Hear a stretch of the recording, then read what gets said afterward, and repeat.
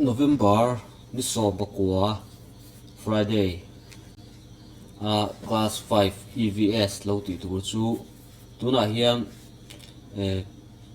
lesson 8 a threat for mosquitoes kha not kan la to kan soi fia to boka khata khan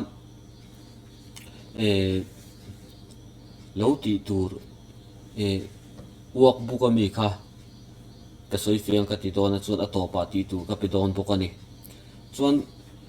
in workbook in kewanga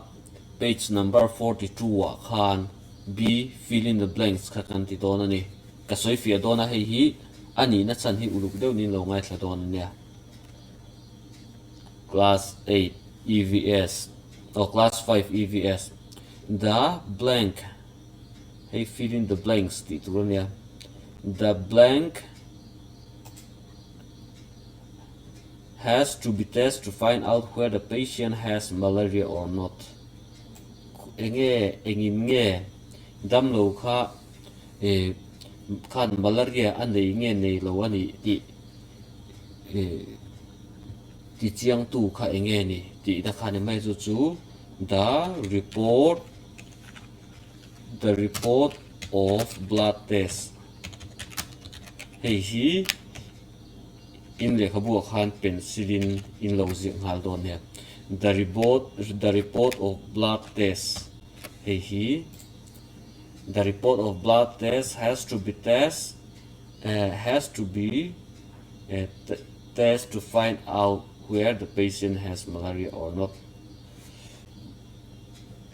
One number 2 blood is observed under the thyssen and lakha an observe under the microscope itone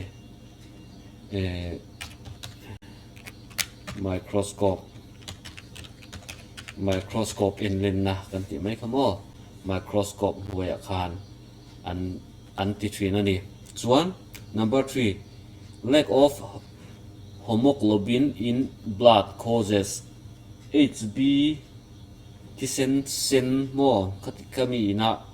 atlen nei tlemina lek nei tlemina atlen the chu anemia mo chuan na pak chikhat atlen the ni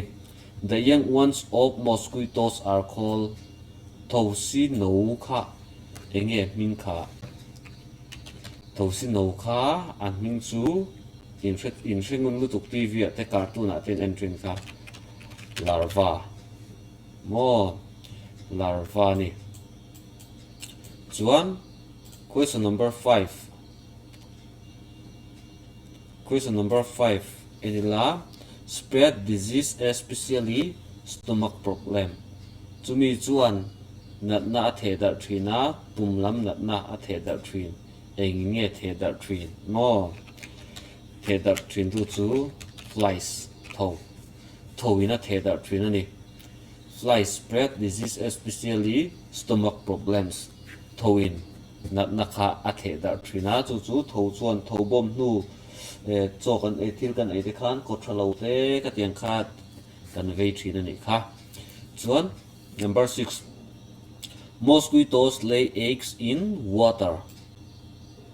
thosi kha eng ang tuya ange an tui thin mo an tui na thin chu tui tling ren tro tui tling rena renga khan ngai stagnant water mo stagnant water kha hei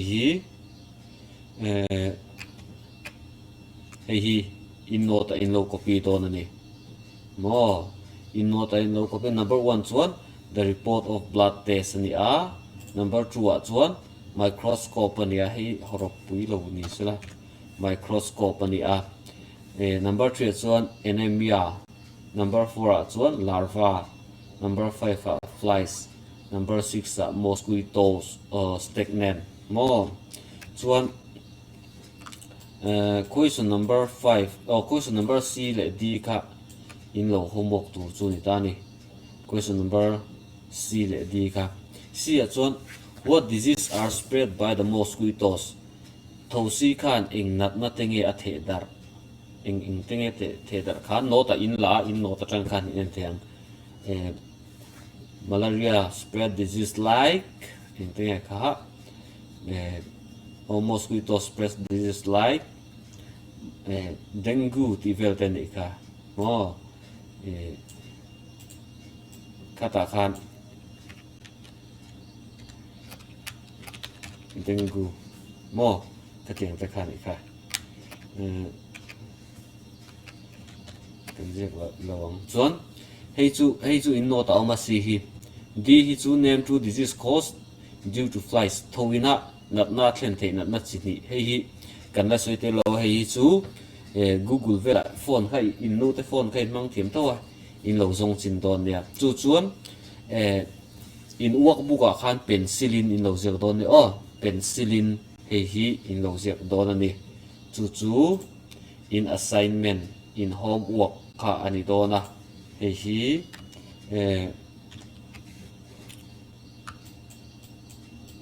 tun chuma chuan in lo ti tur chu ani don ani